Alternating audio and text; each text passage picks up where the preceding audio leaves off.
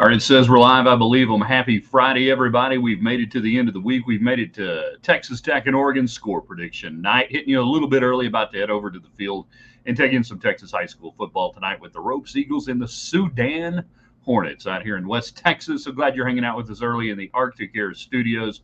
Brought to you tonight by Domino's Pizza, Domino's.com. Get the app. Plenty of discount savings. Coupons is what we used to call them when we cut them out of the old Word magazine. Remember, you get to school, then you'd get the Word magazine. It was nothing but coupons and where to party in Lubbock, Texas. So that's that's long gone now. You just need the app. They'll bring it to you wherever you may be calling home at that very moment. Hell, you can be homeless and get Domino's Pizza these days thanks to the app. So you guys know what to do. We'll let a few folks get in. Let us know the audio is good, the video is good, thumbs up, hearts, all that sort of stuff. You can start sharing it. If you are on Twitter X or you are on YouTube, you use the United Supermarkets text line to get in, 806-772-0197. Our friends on Facebook Live, easy to get in. You just use the old talking box. Like Damon says, the talking box is on. Hey there, Lori, right back at you. Love you, kiddo. Good to see you pop up there. Ryan is in. Perfect name. Great name there. So, yeah, it's Friday. It is score prediction time. Depending on road game, home game for me, we'll hit you either early in the day, about this time, whatever on Fridays. We won't go too terribly long tonight. As, like I said, want to get your score predictions, what you think Texas Tech and Oregon are going to do, some game analysis, and then anything else that is on your mind. Let's do it in 3, in 2. Good evening, West Texans, all you good, fine, friendly folks out there who wish you were. I'm Ryan Hyatt. The Raiderland.com is where you start your day. We ask you every Friday, what's the most Texan thing you have done this week? So you can respond to that here tonight. We also bring you the Raiderland hot links, really cool stories, tidbits, tweets, Instagram stuff, things, videos that we have enjoyed over the last 24 hours that we thought you might like. You can always add your own to the hot links. Real easy to do. Just post it down there in the comment section. Hold on. Product placement. There we go. I'm getting better at this after 25 years. 35 years. It was pointed out, it was noticed, it was figured out earlier this week that this is my 35th season to cover Texas Tech football as a credentialed member of the assemblage of media. So 35th season for me to do that. And looking around the room the other day at the Joey McGuire press conference, Don is a few years ahead of me. Don Williams, I think his first year was 86, but don't give me the lion on that. I'll have to double check on that. And then John Harris. Whoa, man, John Harris schoolboy football action tonight. Let's go to the video. John is 41st year on the radio booth. And then you can go back even before that, him covering as a young TV reporter and a weekend anchor here in the Hubaplex. So, yeah, 35th season covering Texas Tech football for me. How hot will it be at the game tonight? Damn hot. I think the kid drank what? He had 3 or 4 big old jugs of Pedialyte and everything with him today when I saw him leave the house this morning. The kid will hydrate. He'll hydrate well. The question is, are the Ducks hydrated? 3,400 feet in elevation, hotter than hell. Welcome to Lubbock, Texas. 98, 99 degrees at kickoff, maybe into the upper 80s at the end of the game tomorrow night. Can they handle the heat? Can they handle the elevation? That'll be part of our analysis. Give us your score predictions. I'll give you mine here in just a little bit. CJ going Tech, winning 41-34. Morton comes in after Shuck doesn't return from concussion. Man, that's kind of sick. You're a sick puppy there, CJ. Doesn't return from concussion. Ouch.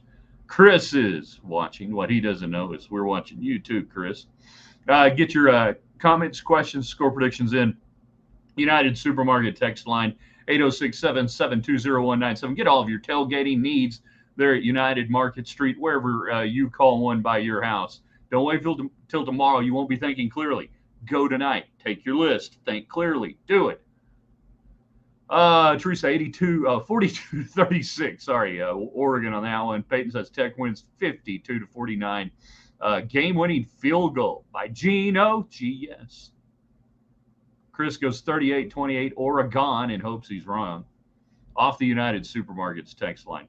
Kitley's offensive play calling from last year continues to be a liability. Oregon 65, Tech 17. It sounds like Tim DeRuyter's defense there would be a liability if you're giving up 65 points. Wes Kittley sucks as an offensive coordinator. Tech gives up 65 points. Huh? Zoink, zoinks. Zoink, zoink, Scoob. Man, I don't think we're tackling very good. Wearing Oregon colors? No, I'm wearing Ropes Eagles colors. Thank you very much. And will every Friday. You must be new to the program. Hi there, Brad. Brandon. We have to ask ourselves what we know, what we don't know about two teams in a game like this. I know that Oregon is loaded with skill position players. They utilize them effectively against outmanned Portland State. But I know that these players are good. I have historical evidence on my side. They're explosive. They're fast. They do good things. And there you go. You forgot because you're old. Hey, we're all old. Now, what do we know about Texas Tech?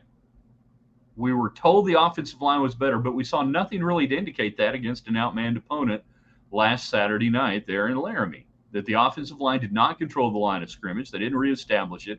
They should have averaged a minimum of 3.5, 4 yards a run. They didn't do that. You know? There it is. Let's see. You had a buddy fly in from Denver, said the flight attendant did duck cheers. What are duck cheers? For all the Oregon fans on the plane. I mean, if I lived in Eugene, I would be begging to get to somewhere normal and sane like West Texas. Come out, have some meat. You know?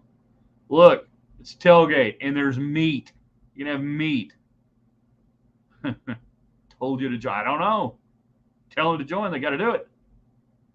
Only real advantage will be home advantage in first game here. You do have the weather. I'm serious. I think the heat and the elevation is an advantage. If we're going to say it's an advantage for Wyoming, it's an advantage for Tech to Oregon. Oregon's given up 3,000 feet plus, and you cannot simulate heat. You can't do it. And that AstroTurf will be 125 to 135 degrees on the field tomorrow night. It's the heat that will play a role in this game if any external elements play a role. We go back to what we know, what we think we know. I know I didn't see Texas Tech offensive line perform at a level that allowed you to not lose a game to Wyoming. I know that. I saw that. I think they're better. I'm told they're better. They should be better. They didn't look better. I am told that that this defense front is deep, and they rotated in several players, even with a banged up guy here and there. And your front seven, you still rotated in a lot.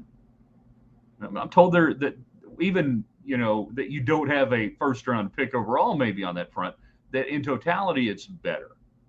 Okay. I'm told that. I didn't see that. They did not get home there against Wyoming with the rush. And then when they did, their lanes were undisciplined. Talking about the Tech rush, the Tech defense now, that they allowed escape routes for the quarterback. Bo Nix will hurt you if you do that against him.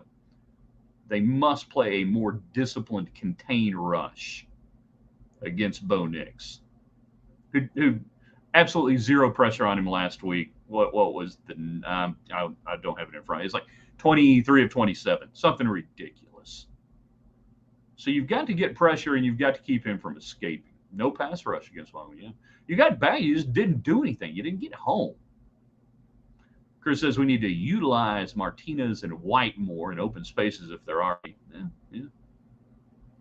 Off the United Supermarkets text line, 806-772-0197. Everything runs through Lubbock. Nothing, not even a running game, will run through Laramie.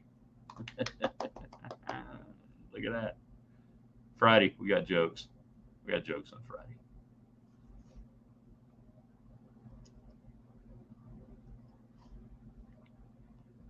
So the old adage, you're never as good as you look, you're never as bad as you look, you're usually somewhere in the middle. So now I'm forced to say, okay, Oregon probably not as good as they looked, even though I think they're a very good team. But, they're not going to roll in here and put 81 points up. They're not, right? They're not going to do that. That they played an outman team, they got rolling at home, much like Oklahoma. Nobody's buying Oklahoma, are you? You're not looking at that game that Oklahoma had this past weekend and go, oh yeah. So no, you're not doing that. So we throttle down and we say that Oregon, I think, is the most talented, definitely the most talented offensive team that Texas Tech is going to play. That nothing about what transpired in Laramie changes that analysis. Nothing is different. Silver helmets, white jerseys, white pants for Oregon. Tech going with the white helmets and the red on red. This thing's going to look like a really bad Christmas ornament. Garish is going to be the term for the uniform clash. It tomorrow looks like a bad color rush NFL game. Statistics, lies, damn lies, and statistics prove that usually after a disappointing game, they come back with a win. It's in our favor. Hope you're right. Daniel watching. Can't really judge a team over a victory against Portland State. Yeah. And you can. Like I can. Here's what I can judge on that. I do it every time. Did you make an outman team to look outmanned? Did you demonstrate physical superiority? Did you do all of the things you should do to a team like that? And Oregon checked off all those boxes and more. Huge missing piece is Roderick. You do nothing into 5 yards. I don't know, Randy. I can't answer that about the running game right now because I didn't see it last week. They really didn't commit to it much. And when they did, the blocking wasn't very good. So what do we know? What do we think we know? What will we know tomorrow? Tomorrow night, when this is all said and done, after 2 lightning delays. Oh, he said it out loud, didn't he? After 2 lightning delays, I'll probably be done by 7. Yeah, easily done by 7. After 2 lightning delays, what are we going to know? You're going to know stuff. You'll know stuff about Texas Tech tomorrow. You won't play a more physically talented team than Oregon. You won't. You won't play a more physically talented offensive team. And defensively, they're really good too. They play pretty good defense. You won't play anybody better than that. Okay.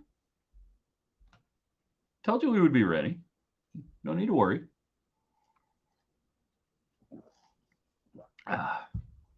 It is encouraging. Oh, is it encouraging or discouraging that most Big 12 teams were crap last week? Discouraging. I mean, I'd rather teams look good. I'd rather beat good teams than bad teams, right? Wouldn't you? I would. Yeah, I mean, I don't think it was all that great for the league that Baylor got stomped by UTSA, you know. That was Wednesday. Ask Coach Hyatt is Wednesday. Can't ask Coach Hyatt today. You can only ask him on Wednesdays. You can ask me what I think about the game. I'm about to tell you in just a second. You can get your score predictions in. Most Texan thing you have done this week. Anything else? 806-772-0197 on the United Supermarkets text line. Our great sponsors. The lightning delay in Laramie was tough. Sitting through a game and trying to drive back to Boulder afterward. I bet. Yeah, because that ended about 10:30 local time, maybe 10:30 after the long delay and everything. I'm telling you, we'll get a lightning delay tomorrow night at some point. And I am so torn. Hey, I don't want anybody killed, but how did we go years and years and decades and decades and decades and not have lightning delays? And somehow I don't, and maybe it happened. Somebody will Google it and send it to me. I never remember lightning, the horrible 25 people killed by lightning at, Arkansas and Houston. I get it. I understand, but I don't know. I hate, and it's too, I don't know.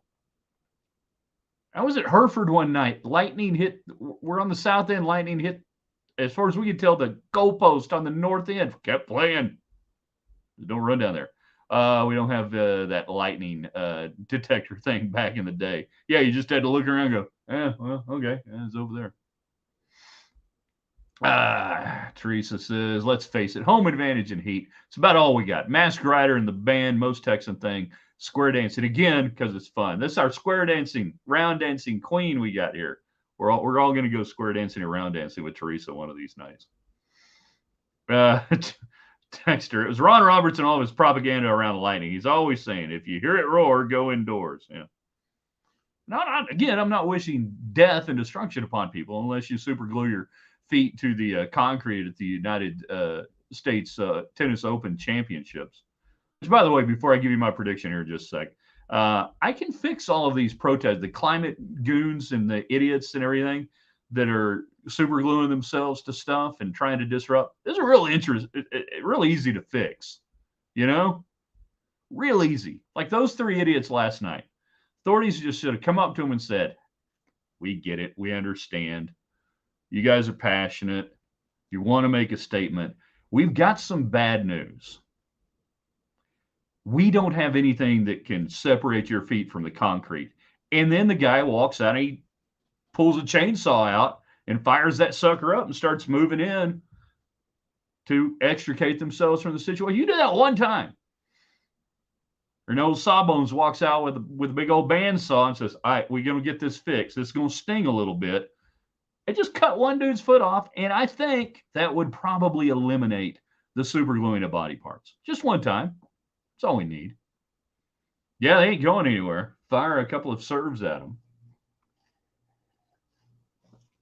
And we'll give you a little local anesthetic, but I'm sorry, we don't have anything. It won't take long. You'll be on your way. We'll chisel the concrete out. You can have your foot back if you want it, but we've got to get on with the game. Lightning, a little rain before a game, then sun comes back out. Breathe that, Ducks. No, that'll make them more at home, I think, if it rains. You know? So based on what we've seen, based on where these two programs, I think, are anyways talent-wise and, observable and non-observable actions, really not much changed on my evaluation of this game a week ago, 2 weeks ago, and going in. I thought this game was about a 7 to a 9 point Oregon advantage, maybe closer to 9 than 7. This is a good team. 41-31 Oregon. We'll roll with that for now. 41-31. Hey, I mean, you're cutting their offensive output in half. You got to give Texas Tech credit for that. I mean, you're twice as good as Portland State was defensively. And if you score 31 points in regulation, see, you've done more than you did against Wyoming. This line is sitting at 6.5. We'll see where it goes off tomorrow. But Texas Tech just isn't good enough to beat Oregon right now, here, there, or anywhere. They could. Any team can win. Well, not any team, but you know the old song. Yeah, they could. But when putting this thing together, the only things that come back and say Texas Tech wins or plays it closer are all intangibles, are all unmeasurables, are all you see, I don't think the line was affected by Tech losing last week. What would it be at? If Tech had won in overtime, or if Tech had just won by 14 at Wyoming, would the line fundamentally be different? Would we be looking at 3.5? Tech wouldn't be a favorite if they'd won, I don't believe. So I have to look at where we are on that and the way these games have played out. And that's what I think. 41-31 Oregon.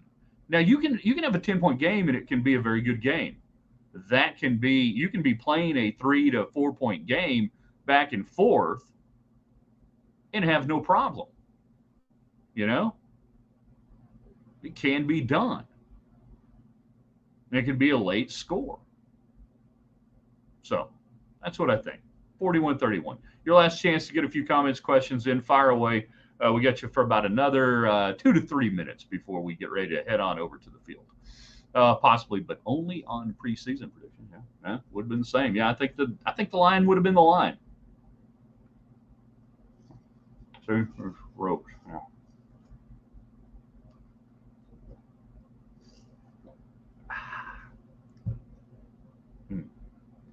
Tasty.